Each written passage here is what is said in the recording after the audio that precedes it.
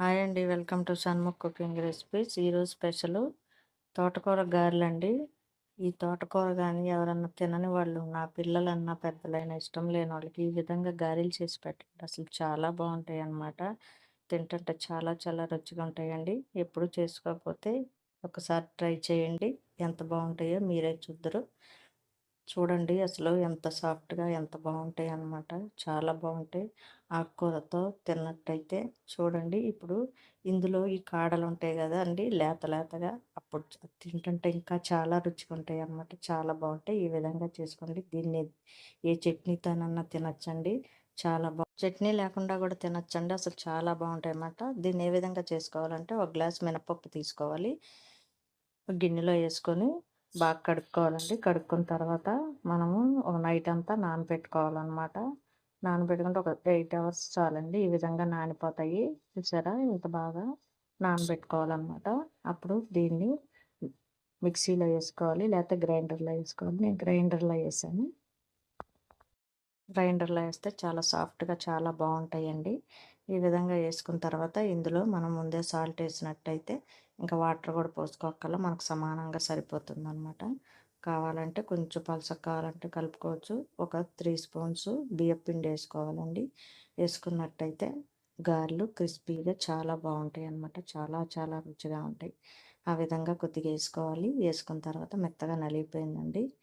ఈ విధంగా నలిగిపోయిన తర్వాత దీన్ని తీసేసి గిన్నెలోకి తీసేసుకోవాలి. ఈ విధంగా ఉంటుందన్నమాట. మెత్తగా సాఫ్ట్గాను. ఈ విధంగా ఉన్నాక ఒక తోటకూర కట్ట తీసుకోవాలండి. 2 కట్టలు తీసుకొని ఇలా సన్నగా కట్ చేసుకోవాలి. లేతది తీసుకోవాలి, చాలా బాగుంటుంది లేతది అయితేనే. ఇలా సన్నగా కట్ చేసుకొని ఇందులో వేసేసుకోవాలండి. ఇది మొత్తము వేసేసుకొని ఆకుకూర బాగా కడుపు ముక్క కట్ చేసుకోవాలండి. అప్పుడు అందులో పిండిలో వేసేసుకోవాలి. వేసేసుకొని ఒకసారి బాగా కలుపుకోవాలన్నమాట. ఈ విధంగా కలుపుకున్న తర్వాత ఇందులో పచ్చిమిర్చి కూడా సన్నగా కట్ చేసుకొని పచ్చిమిర్చి కూడా వేసుకోవాలి. వేసుకున్న తర్వాత అందులో జీలకర్ర కూడా వేసుకోవాలండి. 2 స్పూన్స్ దాకా జీలకర్ర వేసుకొని బాగా కలుపుకోవాలన్నమాట. గరిటతో కలుపుకున్న తర్వాత, గరిటతో కంటే చేతితో కలపటం బెటరు. అందుకని నేను చేతితో కలిపేసాను అనమాట. ఈ విధంగా అయితేనే మొత్తం బాగా కలుస్తుంది. ఈ విధంగా కలుపుకొని బాగా కలుపుకోవాలండి. ఈ విధంగా కలుపుకుంటే మనకు కొంచెం సాఫ్ట్గా మెత్తగా చక్కగా ఉంటుంది అనమాట. వేసుకుంటే గారెలు వేసుకుంటే చాలా చక్కగా వస్తాయండి. ఈ విధంగా కలుపుకోవాలి. ఇప్పుడు దీన్ని కొద్ది కొద్దిగా తీసుకొని మనం ఉండలు చేసుకొని గారెల్లాగా చేసుకోవాలి. తడి చేసుకొని చెయ్య. ఇవ్వండి ఈ విధంగా ఈ సైజు ఉంటే బాగుంటాయి అన్నమాట. ఈ విధంగా చేసుకొని మధ్యలో ఇలా నొక్కొని మధ్యలో గారెకి బెజ్జం పెట్టుకొని అప్పుడు ఆయిల్ పెట్టుకోవాలండి పొయ్యి మీద ముందరగానే. ఆయిల్ బాగా కాగాలి. కాగిన తర్వాత ఈ విధంగా చేసుకొని ఈ ఆయిల్లో వేసేసుకోవాలన్నమాట ఒక్కొక్కటి. ఈ విధంగాను అన్నీను చాలా జాగ్రత్తగా వేసుకోవాలండి. ఆయిల్ పడుతుంది మీద, జాగ్రత్తగా వేసుకోవాలి. మెల్లగా వేసుకుంటే మనకి ఇరగకుండా చక్కగా వస్తాయి అన్నమాట. ఈ విధంగా వేసుకొని మొత్తం కాసేపు కదిలీకుండా ఉండి తర్వాత మనము ఇలా కదిలించుకోవాలన్నమాట. ఈ విధంగా చేసుకోవాలి. అడుగుటి పైకి అలాగా వేసుకొని బాగా గారెలు కొంచెం మరీ హైలో పెట్టకూడదు, మరీ సిమ్లో పెట్టకూడదు, మీడియంలో ఉండాలండి. ఈ విధంగా అయితే మనకు చక్కగా ఉంటాయి అన్నమాట, క్రిస్పీగా. చూడండి ఈ విధంగా అయిపోవచ్చింది. ఒకసారి బాగా మళ్ళీ ఒకసారి వేసుకొని కొంచెం మనకి గోల్డెన్ కలర్ వచ్చే విధంగా చూసుకోవాలన్నమాట. ఈ విధంగా చూసారా అయిపోయిందన్నమాట. వీటిని వేరేగా తీసేసుకోవాలి. తీసేసుకొని ప్లేట్లోకి తీసేసుకోవాలండి. జాగ్రత్తగా తీసుకోవాలి, లేకపోతే మాడిపోతాయి. ముందుగానే కొంచెం మనకి పింక్ వస్తున్నప్పుడే తీసేయాలన్నమాట. లేకపోతే ఆకు అది బాగా మాడిపోతే బాగోదు కదా.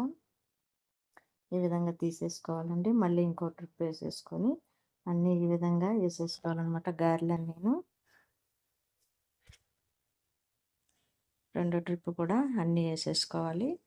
వేసేసుకున్న తర్వాత మనం కదిలించకుండా కాసేపు ఉండి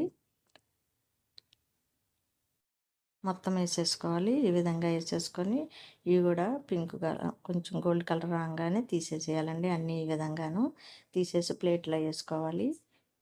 2 ట్రిప్పులు కూడా మొత్తం వేసేసుకోవాలన్నమాట. ప్లేట్లోకి వేసేసుకొని దానికి ఏదైనా చట్నీ పెట్టుకోవాలండి. ఏ చట్నీ అయినా బాగుంటుందండి. చట్నీ లేకపోయినా కూడా చాలా చాలా బాగుంటుంది.